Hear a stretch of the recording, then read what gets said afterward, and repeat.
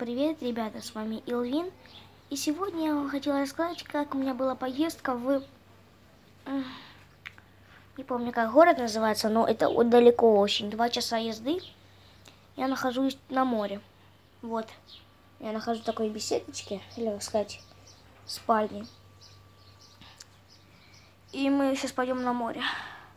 Время сейчас 14:31. Ну и завтра мы в 3:30 будем отправляться. Вам хорошего дня. Всем пока.